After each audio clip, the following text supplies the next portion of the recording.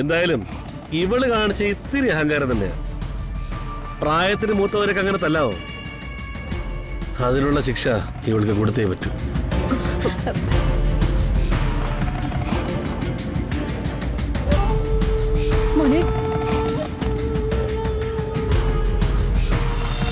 അവള് രുക്മിണിയെ തല്ലി. രുക്മിണിയെ തല്ലിയെന്നോ? ആ അതെ, കൊമ്പനാനയുടെ തുമ്പിക്കൈ പോലെയല്ലേ അവളുടെ കൈയിരിക്കുന്നത്. അയ്യോ, ആ കൈയെടുത്ത് അവള് രുക്മിണിയുടെ ചെകിട്ടത്തിട്ടൊന്ന് കൊടുത്ത്. അടി കിട്ടിയ രുക്മിണി തല ചെകിടിച്ച് അരമണിക്കൂറോളം മന്തി മന്തി നിന്ന്, പിന്നെ മന്ദം മന്ദം നടന്നകന്ന് ഒരു ബുക്കപുത്രിയെ പോലെ.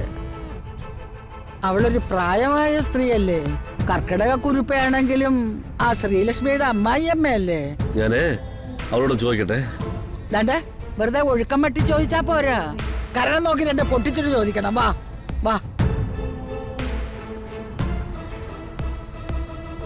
ഓ, തള്ള ഏതാണ്ടൊക്കെ ഓതി കൊടുത്തിട്ടാ അകത്തേക്ക് വിടുന്നത്.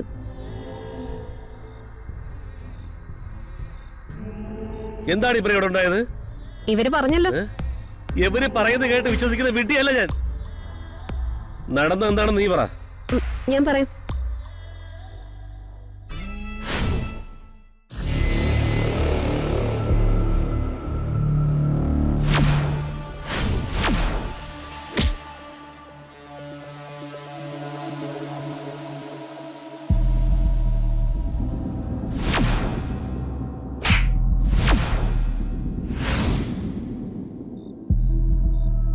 ഇന്നത്തെ കാലത്ത് ഇത്തരം വൃത്തികേടുകൾ ചെയ്യുന്നവരെ പിടിച്ച് ജയിലിലിടുക വേണ്ട. കൂടോത്രവും മന്ത്രവാദവും.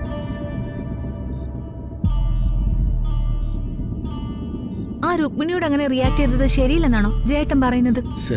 അങ്ങനെയല്ല മോളെ, ഞാൻ ചില രാഷ്ട്രീയ കളികളെ കളിക്കുന്നുണ്ട്. അതെനിക്ക് ജീവിക്കാനുള്ള ചില തന്ത്രങ്ങളാ. ഞാൻ എവിടേക്ക് ഇറങ്ങി കളിച്ചാലും മനസ്സുകൊണ്ട് ഞാൻ വർമ്മസാറിന്റെ കൂടെയാ. ഈ സമയത്ത് ഇതുപോലുള്ള ചില പ്രശ്നങ്ങൾ ഉണ്ടാക്കിയ അത് വർമ്മസാറിന്റെ പുതിയ പ്രവർത്തനങ്ങൾക്ക് ക്ഷീണം ചെയ്യും.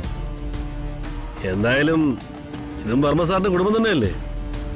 ഇലക്ഷന് തിരിച്ചടിയാകുന്ന ഒരു കാര്യവും നമ്മൾ ചെയ്യരുത്. കൂടോത്രം കൊണ്ടുവന്ന് കുഴിച്ചിട്ടപ്പോ അവരെ വെറുതെ വിടണമായിരുന്നെന്നാണോ ജയേട്ടൻ പറയുന്നത്? അങ്ങനെയല്ല. അതല്ല, ആ രുക്മിണി ഹരീഷിനെ ഇളക്കി വിടുമെന്ന് എന്റെ പേടി. ഇതിന് പകരം ചോദിക്കാൻ ആര് വന്നാലും നിങ്ങൾ ഇറങ്ങി ചെല്ലുകയോ ഇടപെടുകയോ ഒന്നും വേണ്ട. അതൊക്കെ ഞാൻ നോക്കിക്കോളാം. എന്തായാലും ഇവള് കാണിച്ച ഇത്തിരി അഹങ്കാരം തന്നെയാ. പ്രായത്തിന് മൂത്തവരൊക്കെ അങ്ങനെ തല്ലാവോ? അതിനുള്ള ശിക്ഷ ഇവൾക്ക് കൊടുത്തേ പറ്റൂ.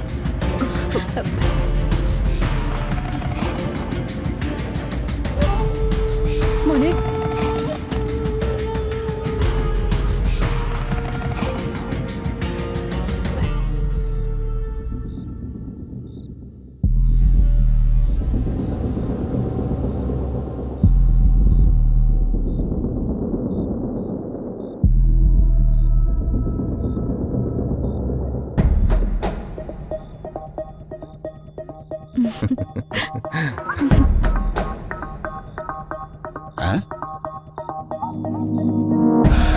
പിടികടി.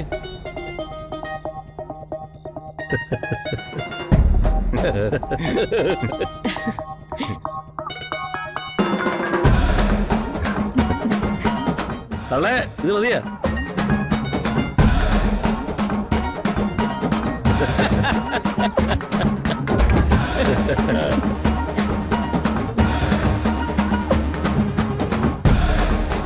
എന്താടി?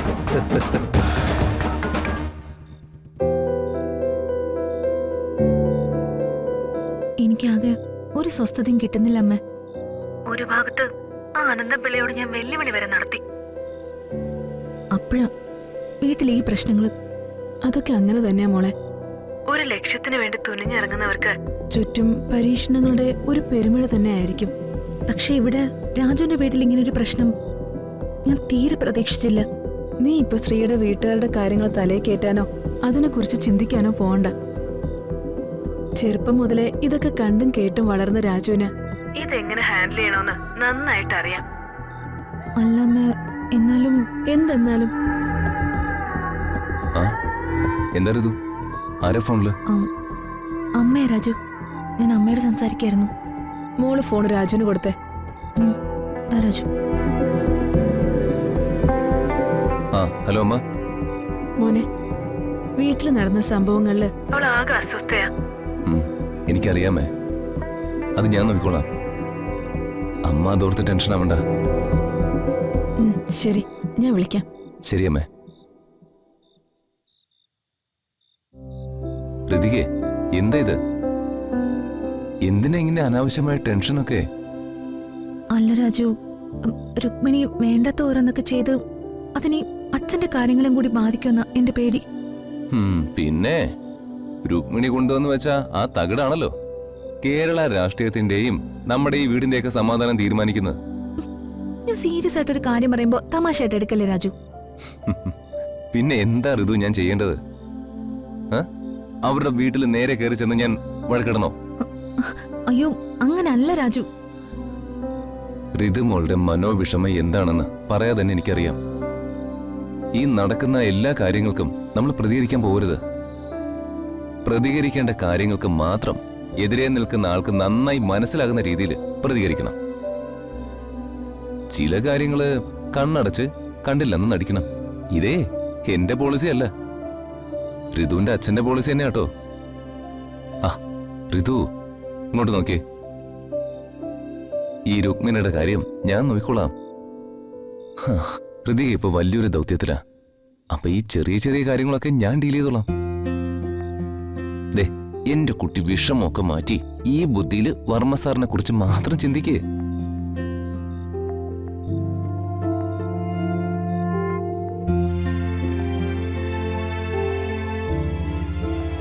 Thank you Raju. എന്റെ ജീവിതത്തിലേക്ക് രാജു വന്നില്ലായിരുന്നെങ്കിൽ ശരിക്കും ഞാൻ തനിച്ചായി പോയന്. രാജു എന്റെ ധൈര്യം. I'm sorry Raju. സോറിയോ? എന്തിന്? രാജുവിനോട് ഈ കാര്യം സംസാരിക്കുന്നതിന് മുൻപ് ഞാൻ അമ്മയെ വിളിച്ച് സംസാരിക്കേണ്ടിയിരുന്നില്ലല്ലേ? ഹേയ്, അതിനെന്താ? നല്ലതോ ചീത്തയോ കാര്യം എന്തായാലും മനസ്സിലിട്ടിങ്ങനെ പെരുക്കാതെ അത് വേണ്ടപ്പെട്ടവരോട് സംസാരിക്കുന്നതില് എന്താ തെറ്റ്? ആണോ? ആ അതെ. ഞാൻ ആലോചിക്കായിരുന്നു രാജു, എത്ര സന്തോഷത്തിലാ നമ്മൾ തമ്മിലുള്ള മാനസിക ബന്ധം മുന്നോട്ട് പോകുന്ന. പാവം എന്റെ അച്ഛനും അമ്മയും അവര് തമ്മിൽ ഇഷ്ടപ്പെട്ടപ്പോ ഇങ്ങനൊരു ജീവിതാവല്ലേ പ്രതീക്ഷിച്ചത്. തീർച്ചയായും. പക്ഷെ അംബിക വിതച്ച വിഷം അവരുടെ സ്വപ്നങ്ങളെ ആകെ തകർത്തു കളഞ്ഞു. അനന്തപിള്ളയ്ക്ക് കൊടുക്കേണ്ട എല്ലാ മറുപടികളും കൊടുത്ത ശേഷം അച്ഛനെയും അമ്മയും എനിക്ക് ഒന്നിപ്പിക്കണം രാജു. എല്ലാം നമുക്ക് ശരിയാക്കരുതോ. ടെൻഷനൊക്കെ മാറ്റിവെച്ച് സമാധാനമായിട്ട് കിടന്നുറങ്ങ.